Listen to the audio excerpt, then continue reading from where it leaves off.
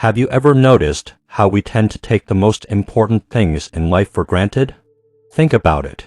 We charge our phones every night, because if the battery dies, we panic like the world has ended.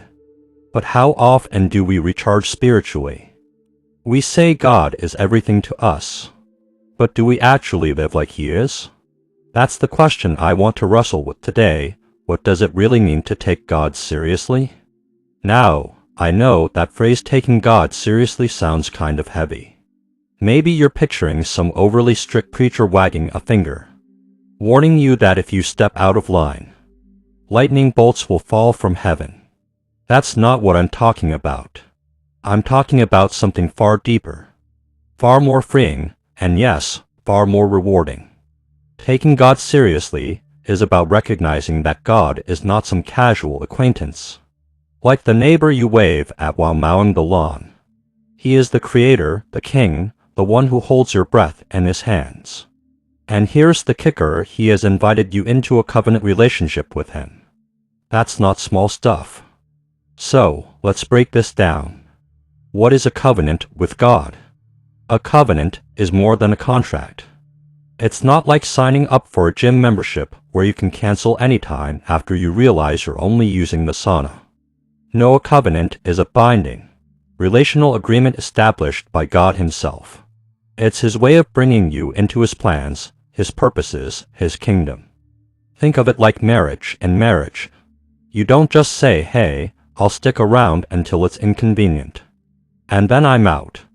No, marriage is built on commitment, promises, and yes, secrets. There are things only you and your spouse know about each other's dreams, hopes, fears, even silly little quirks. That intimacy is part of what makes the covenant special. God works the same way. When you are in covenant with Him, He lets you in on His secrets. Proverbs 25:14 says, "The secret of the Lord is with those who fear Him."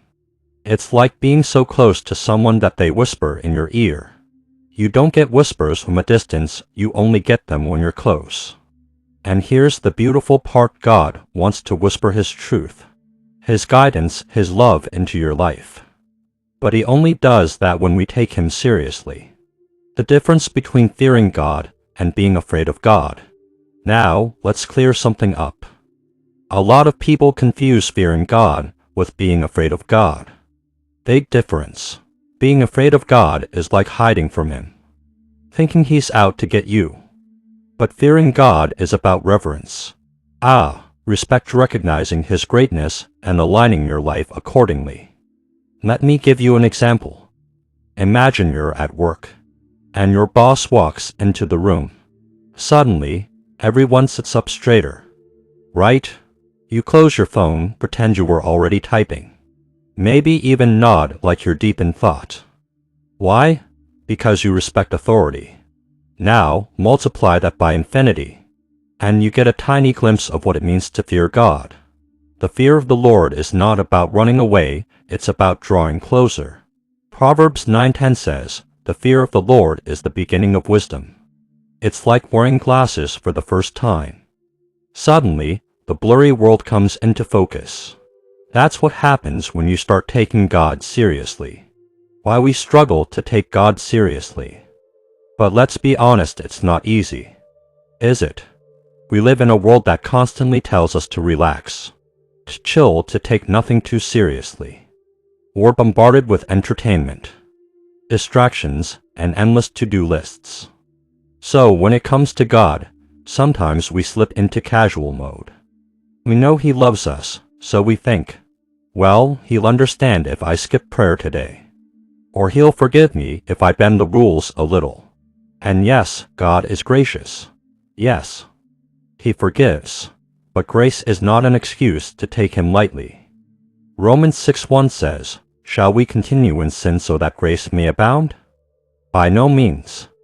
Taking God seriously means we value His grace so much that we don't want to abuse it. Think about it this way. If someone gives you a brand new car as a gift, do you say, "Sweet, now I can smash it into a wall, it's free"? Of course not.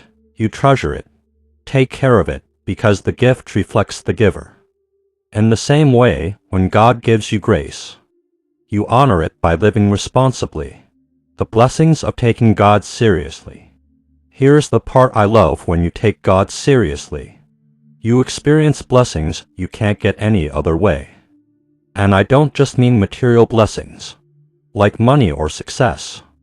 I'm talking about peace that passes understanding, joy that isn't tied to circumstances, and a sense of purpose that keeps you steady when life feels chaotic. Psalm 25:14 puts it this way: the Lord confides in those who fear him.